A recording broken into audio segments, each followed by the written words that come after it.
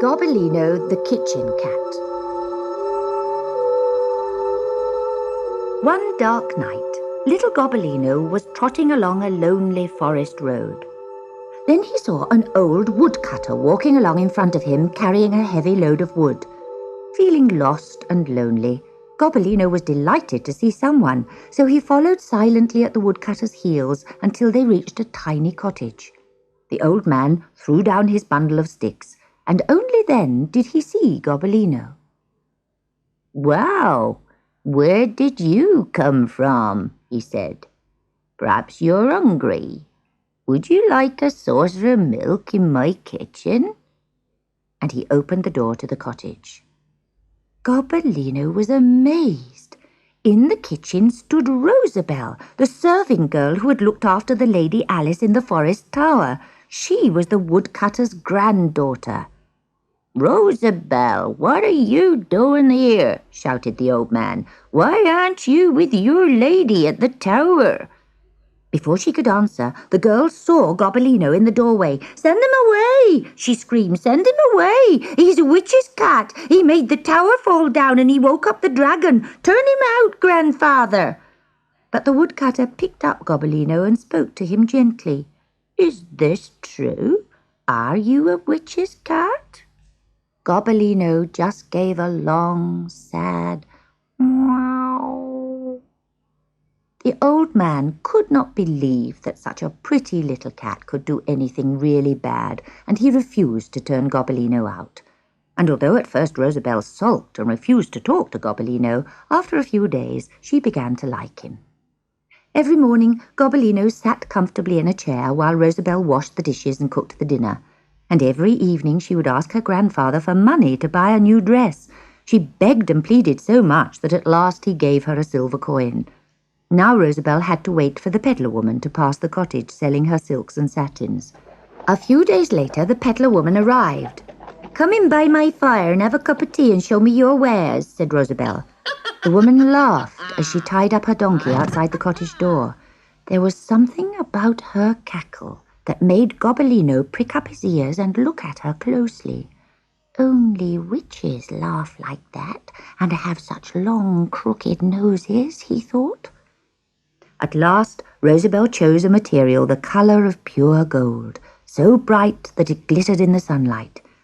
"How much would it cost to make a dress of this beautiful gold satin?" she asked. "2 silver pieces," said the witch. "But I only have one." "What? Do you think I can give it away?" And the witch began gathering up her things. "Stop, wait. Won't you take something in exchange?" begged the girl. "Won't you take my silver piece and one of these cakes? Or my silk bedspread? Or our cuckoo clock?"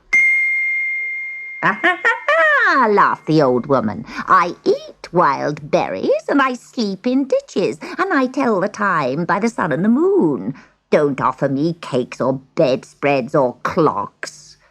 But there is just one thing I will take in exchange, my dear. Give me that handsome cat and the silver piece, and you can have the satin."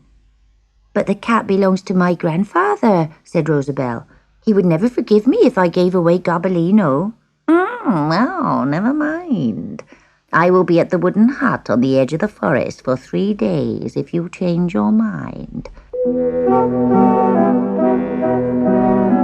For the next 2 days, Rosabelle was very bad-tempered. But then she suddenly changed. She poured Gobbolino out a saucer of cream and whispered, "Beautiful Gobbolino, look at this. It's my best velvet bag. Wouldn't it make a handsome bed for you?" How kind, thought Gobbolino. How wrong of me to think that she was bad-tempered. And he hopped inside the bag at once. The moment he was inside, Rosabelle drew the strings tight so that he could not get out. "Aha! Now I can have my gold dress. I'll tell Grandfather you ran away." And she hurried through the forest with the velvet bag until she reached the hut. The old woman was just packing up to leave. Oh, she croaked. "I knew you would come." She took the bag and hung it on the donkey's saddle and gave Rosabelle the gold satin in exchange for Gobbolino and the silver coin. For weeks, Gobbolino travelled through dreary witch country where the sun never shone. Then the peddler woman paid a visit to a friend of hers who lived in a cave high on a mountain. At the mouth of the cave sat a young black cat with eyes as green as grass. It was Gobbolino's twin sister, Sutika. The little cats were very glad to see each other. They shared a bowl of soup cooked in the witch's cauldron, and Sutika showed Gobbolino all the witch's cat tricks she had learned. She made strange music come out of the cauldron, and flying pigs swoop about the cave. She made the witch invisible, and for a moment turned Gobbolino bright red. "Now show us some of your tricks, Gobbolino." "He can't do anything at all," sneered the old peddler woman. "A few sparks, a bit of disappearing, the odd prank, but he refuses to do anything bad." "It's true," said Gobbolino. "I never wanted to be a witch's cat. Witches' cats are bad, bad, bad, and witches' spells are so cruel." "Miserable cat!" shrieked the witch. "Cruel? What kind of word is that for a witch's cat?" And she picked him up and hurled him into the cauldron. He sank and bobbed and gasped, and all the magic that made him a witch's cat washed off in the witch's brew. "Jump up behind me, brother," said Sutika as she mounted a broomstick. Gobbolino struggled out of the cauldron and onto the broom. It soared up, up, up, higher and higher above Hurricane Mountain. "Oh, thank you for saving me, Sutika," sobbed Gobbolino. "Thank you." "No need for thanks," said Sutika.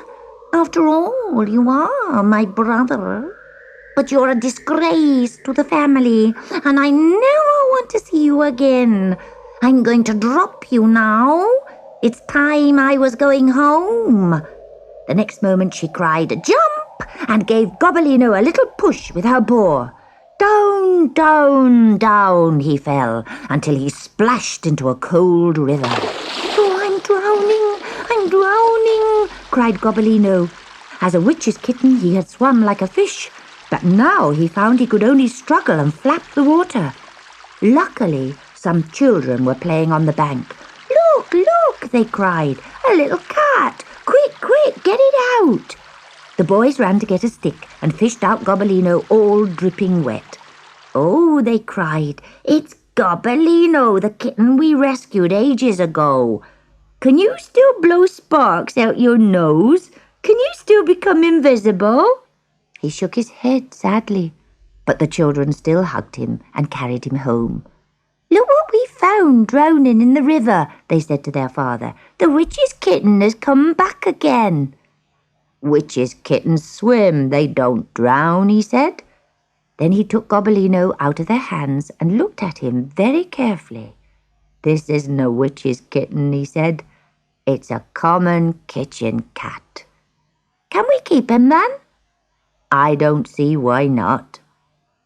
One by one, the delighted children